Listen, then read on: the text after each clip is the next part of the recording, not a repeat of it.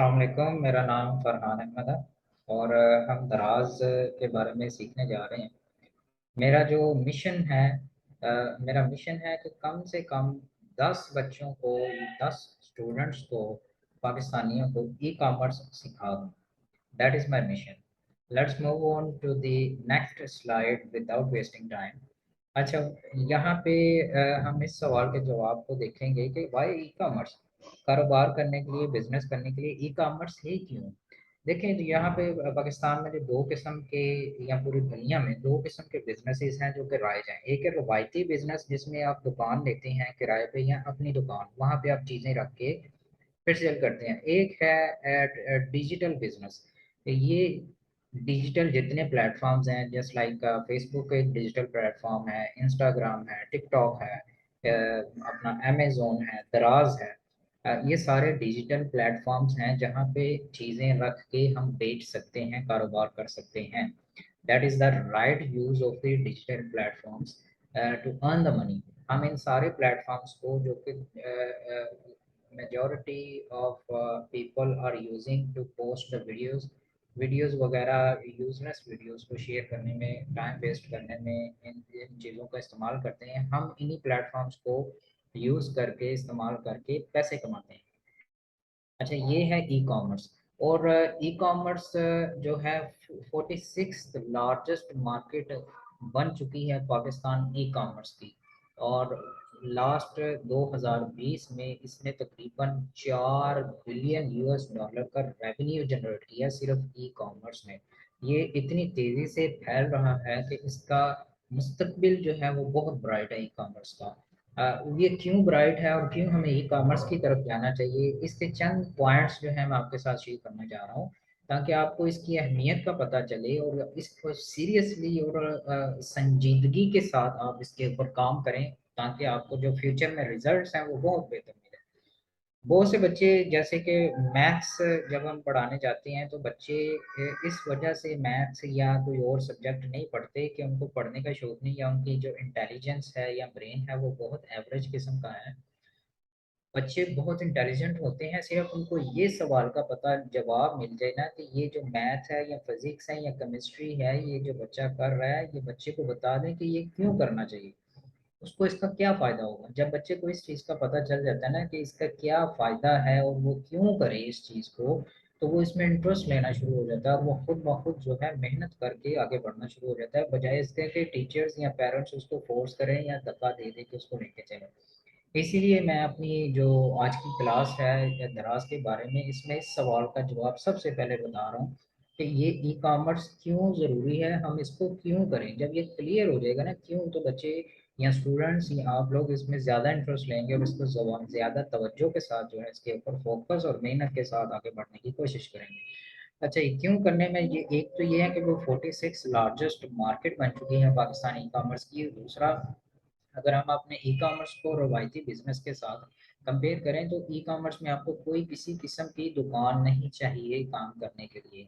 देखिए, रवायती बिजनेस में हमें शॉप चाहिए होती है, शॉप के बेपनाह जो है एडवांसेस होते हैं, फिर उनकी अपनी शर्तें होती हैं। जो बिजनेस कर रहे हैं या किराए पे बैठे हुए हैं उनको पता है इस चीज़ का कि उनको कितनी मुश्किलात जो है ना वो फेस करनी पड़ती हैं, एडवांस के लिहाज से, किराए के लिहाज से। और जो है ना, जो मालिक ऑनर है, जो शॉप ऑनर है, ये देखें इसमें आपको शॉप ऑनर भी आपको कोई नहीं, आप खुद ही बॉस हैं अपनी इस चीज़ के। तो शॉप ऑनर के साथ तरह तरह के मसले मसाइल उनको पेश आते हैं, तो ये सारे ई कॉमर्स में आपकी जान छूट जाती है इन सारी चीज़ों से। आपको रेंट महीने का नहीं देना पड़ता जो कि दुकानों में जाके दूसरे रवायती बिजनेसेस में लोगों को देना पड़ता है। देखिए, कोई कोई लोग होते हैं वो सीजनल काम कर रहे होते हैं, सीजनल प्रोडक्ट्स होती हैं उनकी, किसी की प्रोडक्ट्स जो है वो ट्रेडिशनल अपना प्रोडक्ट्स होती हैं। तो ये काम जो है ना, रवायती बिजनेस जो है ये अप्स एंड डाउन्स होते रहते हैं। पूरे साल में एक जैसी कमाई किसी भी बिजनेस में नहीं रहती, जो जिसकी वजह से जब अपना सीज़न आता है तो अच्छी सेल्स की वजह से जो कारोबार के जो फिक्स और अखराजात हैं जैसे कि रेंट है, ये फिक्स एक्सपेंस है, फिक्स एक खर्चा है बिजनेस का, ये अच्छे दिनों में तो निकल आता है। जो ही सीज़न चला जाता है, सेल कम हो जाती है, प्रोडक्ट्स बिकना कम हो जाती है, कस्टमर मार्केट में आना कम हो जाते हैं, तो आप यकीन करें ये रेंट जो है, चाहे 5,000, 30,000 या लाख या 5 लाख तक रेंट होते हैं। जितना भी रेंट हो, जब कस्टमर नहीं होते तो ये रेंट देना बहुत मुश्किल हो जाता है, क्योंकि ये फिक्स कॉस्ट होती है, काम है या नहीं आपको ये देना ही पड़ता है। तो ई कॉमर्स में इस चीज़ से, इस जिम्मेदारी से, इस एक एक्स्ट्रा कॉस्ट, एक्सपेंस या बर्डन या बोझ से आपकी जान छूट जाती है। दूसरा है कि जब रवायती बिजनेस में हम दुकान या बिजनेस या कोई हाल वगैरह लेके अपना कारोबार शुरू करने जाते हैं, तो एक और तलवार जो है जो हमारे सर पे लटकी होती है, वो 10% रेंट इंक्रीज एवरी ईयर। हर साल आपका जो रेंट है ना वो 10% इंक्रीज होना है। आप देखिए पाकिस्तान में इन्फ्लेशन की वजह से हमारी करेंसी की वैल्यू हर साल दिन ब हर साल जो है वो नीचे आती है। और जिसकी वजह से कारोबार की जो सेल है, जो रेवेन्यू है, जो उसकी प्रॉफिट है, वो भी नीचे आ जाती है। लेकिन उसके बरअक्स जो हमारा रेंट है, जो फिक्स कॉस्ट है, वो 10% ऊपर जा रही है। इसका मतलब ये है कि खर्चे हमारे ऊपर जाते रहते हैं रवायती बिजनेस में, और जो प्रॉफिट है या जो रेवेन्यू है, जो इनकम है, वो कम होती रहती है। तो एक लम्हा ऐसा आता है कि जो रवायती बिजनेसेस हैं, जो मैंने अपनी लाइफ में देखे, 99% जो रवायती बिजनेसेस हैं, वो स्टार्ट होने के विद इन 2 to 3 years, 2 या 3 साल के अंदर अंदर वो ठप हो जाते हैं, वो बंद हो जाते हैं। उसकी वजह ये नहीं होती जो काम कर रहा है वो मेहनती नहीं है। उसकी वजह यही होती है कि अखराजात जो हैं, यानी कि 10% रेंट इंक्रीज हो रहा है, ये खर्चे बढ़ते रहते हैं, प्रॉफिट कम होता रहता है due to inflation, due to जो हमारी करेंसी की वैल्यू डाउन होती है उसकी वजह से। तो कारोबार बंद हो जाते हैं रवायती बिजनेस। अच्छा, इसमें ई कॉमर्स में ना तो आपने किराया देना है, और ना ही इस किराए का 10% हर साल आपका बढ़ना है। इस बोर्ड से भी आपकी जान छूट जाती है, जिसकी वजह से आई स्ट्रॉन्गली रिकमेंड ई कॉमर्स इन पाकिस्तान। अच्छा, नो शॉप ऑनर इंटरफेरेंस। अच्छा, जो दुकान जिसकी से हम किराए पर लेते हैं या शॉप किराए पे लेते हैं ना, उसका एक मालिक होता है। उसका मालिक का एक अपना मजाज होता है। कोई अच्छे मजाज के बंदे होते हैं, वो आपके साथ कॉपरेट करके, आपको अंडरस्टैंड करके, आपको लेके साथ चलने जानते हैं। और कुछ मालिक दुकान ऐसे होते हैं कि जो जिनका मजाज और जिनकी जो मेंटालिटी है वो टोटल डिफरेंट होती है। वो आके तरह तरह के मसले या प्रॉब्लम्स क्रिएट करते हैं आपके साथ, आपको कुछ करने से रोकते हैं। फॉर एग्जांपल, आपने दुकान ली, आप दुकान के फ्रंट पे कोई स्टॉल वगैरह लगवाना चाहते हैं, तो मालिक आ जाता है कि ये स्टॉल जो है ना हमारे एग्रीमेंट में नहीं था, तो वहाँ पे फटे पड़ जाते हैं। तो इस तरह के मसले मसाइल जो है ना शॉप ओनर की तरफ से बहुत ज़्यादा रवायती बिजनेसेस में फेस करनी पड़ती हैं, जो कि ई कॉमर्स में आपकी उन चीज़ों से भी जान छूट जाती है। अच्छा, दूसरा जो, अगर हम रवायती बिजनेस की तरफ जाते हैं, तो एक वापडा अदारा है पाकिस्तान में जो कि बिजली वगैरह इलेक्ट्रिसिटी सप्लाई करता है। अब देखिए, वो वापडा भी आपको पनिश करती है, आपको सजा देती है। वो किस तरह सजा देती है?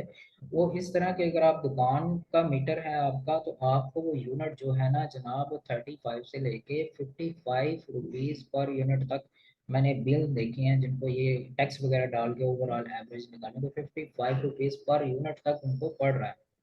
जबकि दूसरी तरफ जो घर के यूनिट है वो 20 से लेके 25 रुपये यूनिट तक होता है। यानी कि कहाँ 20 25 रुपये, कहाँ 55 रुपीज़, यानी कि 100% आप इसको कह लें कि इंक्रीज कर देते हैं। अगर आप दुकान पे जाके बिजनेस करना शुरू कर देते हैं, तो वापडा वाले भी आपसे जो है डबल चार्ज करते हैं इलेक्ट्रिसिटी का। ये भी एक एक्स्ट्रा बर्डन, एक्स्ट्रा बोझ और एक्स्ट्रा एक्सपेंस बन जाता है आपके कारोबार के ऊपर, जो कि ई कॉमर्स में ऐसा नहीं है। क्योंकि ई कॉमर्स एक ऐसा काम है जो आप कहीं से भी बैठ के, अपने घर के किसी भी छोटे से कोने में बैठ के लैपटॉप रख के आप इसको चला सकते हैं। आपको जो घर की बिजली का यूनिट है आप वो ही पे करेंगे, आपको कमर्शियल यूनिट्स के रेट जो हैं वो पे करने नहीं पड़ेंगे। तो बिजली भी सस्ती आपको ई कॉमर्स में मिल रही है with respect to the traditional business.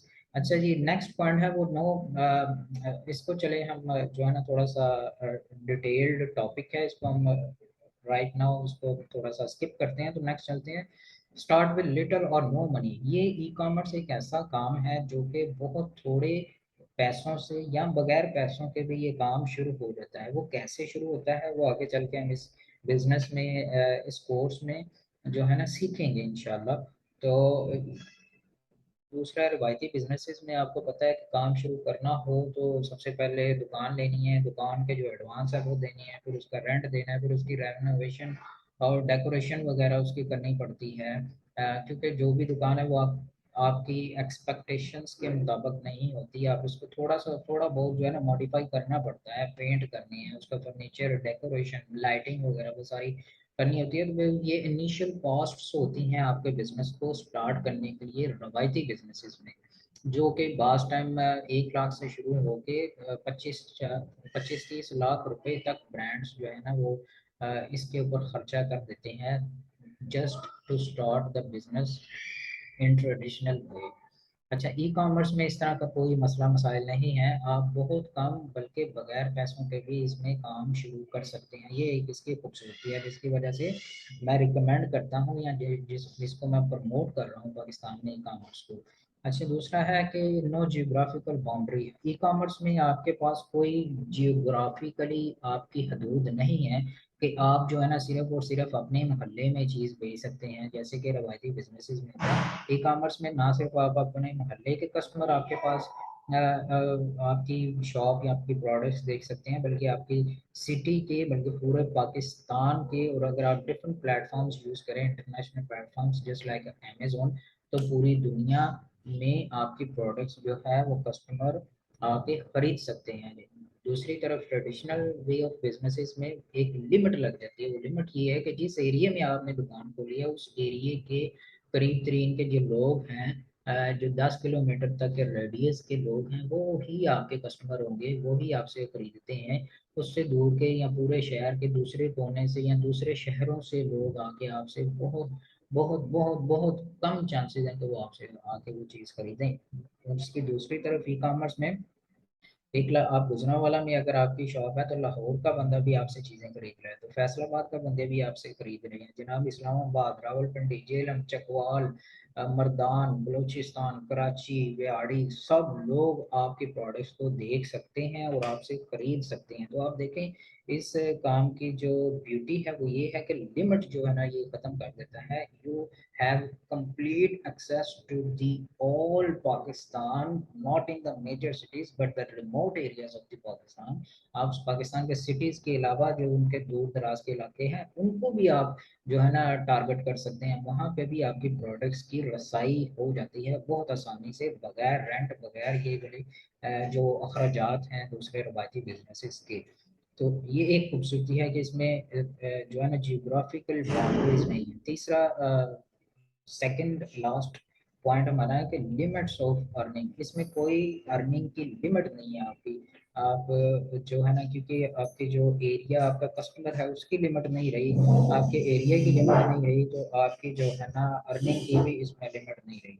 सो इस काम में ये भी है कि you are the boss, you are the only boss. आपको कोई भी जिस तरह शॉप ऑनर है वो आके आप आपके साथ इंटरफेरेंस नहीं कर सकता। अगर आप मुलाजमत कर रही हैं या किसी के पास काम कर रही हैं तो वो समझते हैं कि मुलाजमत करना कितना मुश्किल काम है, क्योंकि जो बॉस है उसका एक अपना मजाज होता है, उसके मजाज के साथ कोऑपरेट करना, उसके मजाज के साथ चलना बहुत मुश्किल हो जाता है बास टाइम, क्योंकि उसकी एक्सपेक्टेशंस आपसे डिफरेंट होती हैं और आपका काम करने का अंदाज जो है वो डिफरेंट होता है, जिसकी वजह से क्लैशेस भी आ जाते हैं, जिसकी वजह से जो दूसरे मसले मसाइल भी आ जाते हैं, जो कि एक मुलाजमत करने वाला इंसान या बंदा बखूबी इस चीज़ को समझ सकता है।